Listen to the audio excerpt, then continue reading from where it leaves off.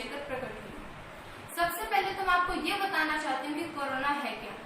Corona एक virus का नाम है जिनके कुछ प्रकार इंसानों के लिए खतरनाक है तो कुछ जानवरों के लिए। चीन से फैलना शुरू होने के बाद अब कोरोना वायरस दुनिया भर में 35 लाख से ज्यादा लोगों को संक्रमित कर चुका है। विश्व स्वास्थ्य संगठन WHO ने कोरोना को महामारी घोषित कर दिया है। दिन रात ये जिक्र तो है ही कि न जाने कब खत्म होगा ये वायरस, लेकिन इससे बड़ा सवाल ये है कि इस समस्या का हल पाने के बाद उस पार की दुनिया कैसी होगी। अगले 6 महीने, 1 साल बाद क्या ये दुनिया बदल जाएगी? हमारी जिंदगी किस प्रकार बदल जाएगी? दुनिया भर में जो देश इस बीमारी से जूझ रहे हैं वहाँ लोगों की नींद गायब हो गई है। ये ख्याल परेशान कर रहा है कि क्या होगा भविष्य। अब मैं आपको बताना चाहती हूँ कि कोरोना ने किस प्रकार पूरी दुनिया में तबाही मचा रखी है। था कोरोना का कहर हर नगर हर शहर। कोविड-19 नाम का यह वायरस अब तक 70 से ज्यादा देशों में फैल चुका है। कोरोना वायरस बहुत सूक्ष्म लेकिन प्रभावी वायरस है। कोरोना वायरस मानव के बाल की तुलना में 900 गुना छोटा है। अब सवाल ये आता है कि कोरोना वायरस की उत्पत्ति कैसे और कहाँ हुई। कोरोना की उत्पत्ति सबसे पहले 1930 में एक मुर्गी में हुई थी। इसने मुर्गी के श्वसन प्रणाली को प्रभावित किया और आगे चलकर 1940 में कई अन्य जानवरों में भी पाया गया।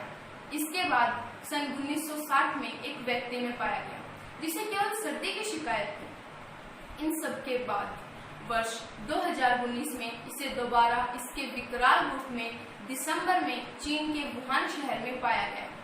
इसके लिए मैं कहना चाहूंगी, फिर आई एक बीमारी जिसकी चपेट में दुनिया सारी, पड़ गई सब पर भारी, आइसोलेशन है जनहित में जारी।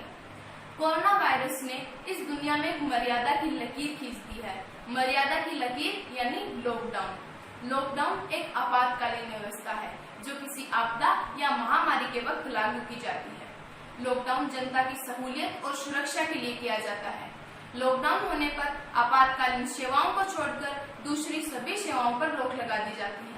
भारत में सबसे पहले महाराष्ट्र व राजस्थान में लॉकडाउन लागू किया गया और उसके बाद पंजाब व उत्तराखंड में लॉकडाउन करने की घोषणा कर दी गई और बाद में प्रधानमंत्री श्री नरेंद्र मोदी ने देश भर में लॉकडाउन का ऐलान कर दिया।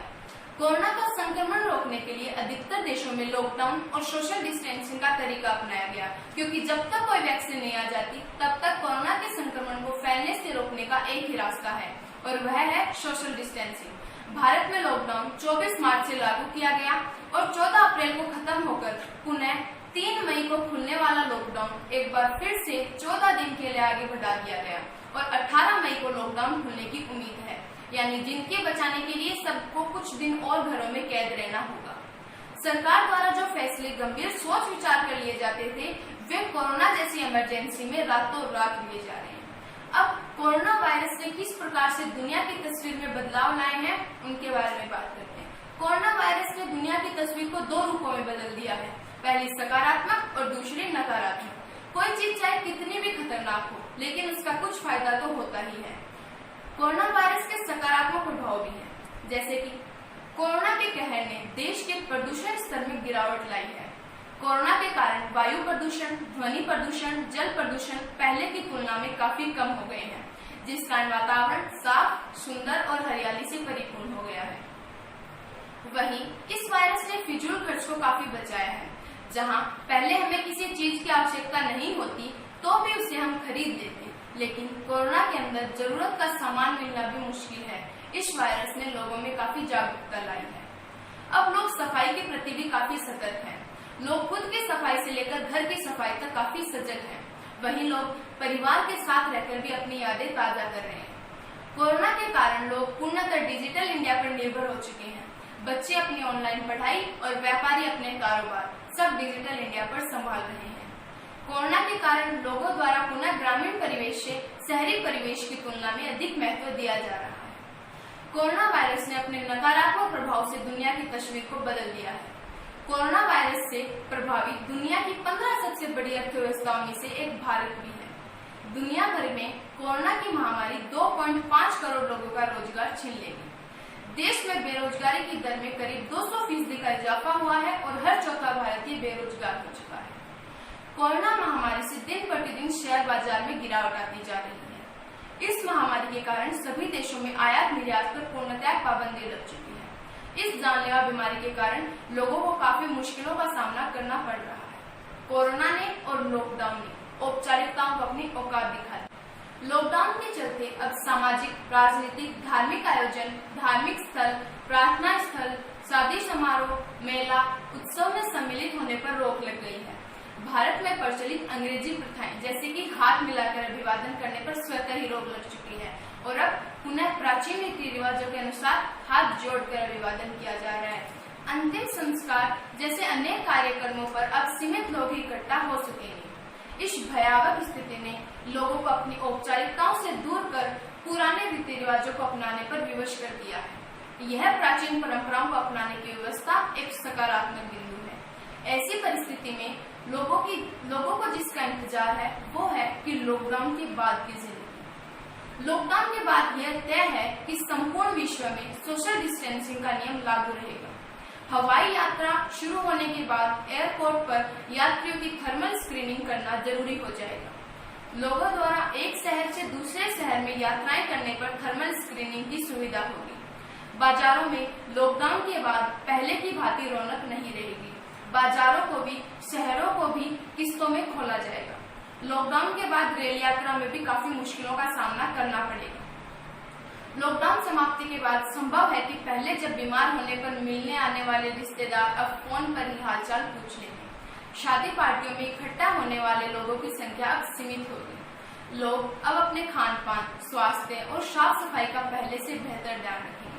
और कोरोना के कहर के लिए ये कहना तो संभव है कि हवाओं में घुल गया जहर, कोरोना को बढ़ गया कहर, सफाई का बस रखे ध्यान, यही कोरोना से बचने का है समाधान।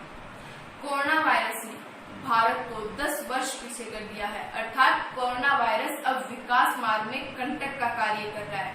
दुनिया में हर 100 साल बाद एक महामारी का हमला हुआ है। सन 1720 में दुनिया में the great plague of Marseille फैला था, जिसमें 1 लाख लोगों की मौत हो गई थी। 100 साल बाद सन 1820 में एशियाई देशों में हैजा फैला, जिसमें 1 लाख से ज्यादा लोगों की मौत हो गई थी। इसी तरह सन 1920 में दुनिया ने झेला स्पेनिश फ्लू का कहर। इस बीमारी ने उस वक्त करीब 5 करोड़ लोगों की मौत की नींद सुला दिया। और अब फिर 2020 में आई कोरोना की तबाही, जिसकी वजह से पूरी दुनिया में लॉकडाउन है। हर 100 साल आने वाली इन महामारियों ने दुनिया के विकास मार्ग में कंटक का कार्य किया है। दुनिया में संक्रमितों की संख्या 35 लाख के पार व मौत का आंकड़ा अब 2 लाख के पार जा चुका है। लेकिन वहीं 11 लाख से ज्यादा लोग ठीक भी हो चुके हैं। वहीं अगर हम भारत की बात करें तो भारत में कुल कोरोना संक्रमित 40,000 पार जा चुके हैं, तो वहीं 2300 से अधिक लोगों की जानें भी जा चुकी हैं, लेकिन 10,000 से अधिक मरीज ठीक भी हो चुके हैं। एक दावे के अनुसार कोरोना महामारी के कारण वैश्विक अर्थव्यवस्था में 3.6 लाख करोड़ डॉलर की हानि होगी। चीन में उत्पादन में कमी आने से भारत में व्यापार पर इसका असर पड़ा है और अर्थव्यवस्था करीब 34.8 करोड़ डॉलर तक का नुकसान उठाना पड़ सकता है। बीसीसीआई ने कोरोना के बढ़ते खतरे को देखते हुए आईपीएल को आगे स्थगित कर दिया है, जिसके कारण अर्थव्यवस्था को खासा नुकसान हुआ है।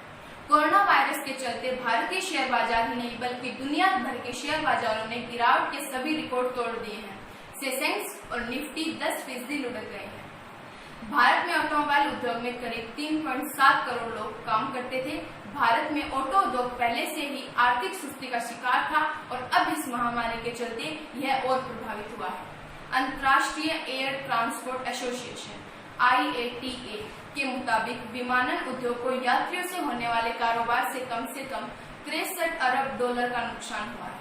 शैक्षणिक संस्थान, कोचिंग केंद्र, घरेलू व अंतर्राष्ट्रीय हवाई यातायात, ट्रेन, सिनेमाघर, मॉल, शॉपिंग कॉम्प्लेक्स, जिम जैसे व्यावसायिक गतिविधियां भी ठप पड़ी हैं।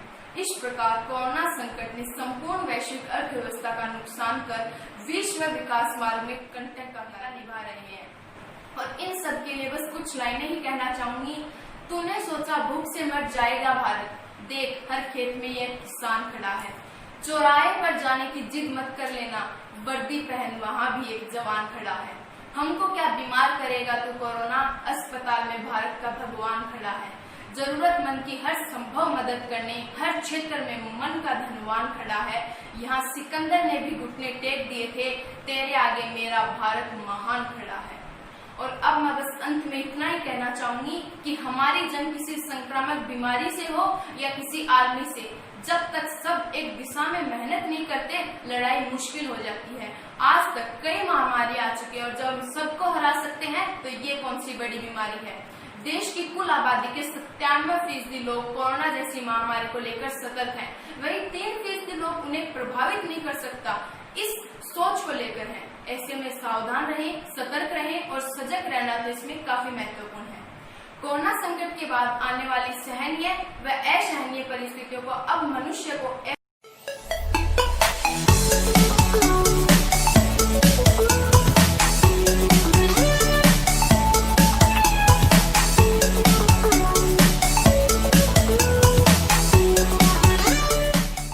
वीडियो को लाइक करें, हमारे चैनल को सब्सक्राइब कर बेल आइकन जरूर प्रेस करें हमारी न्यू वीडियो सबसे पहले देखने के लिए।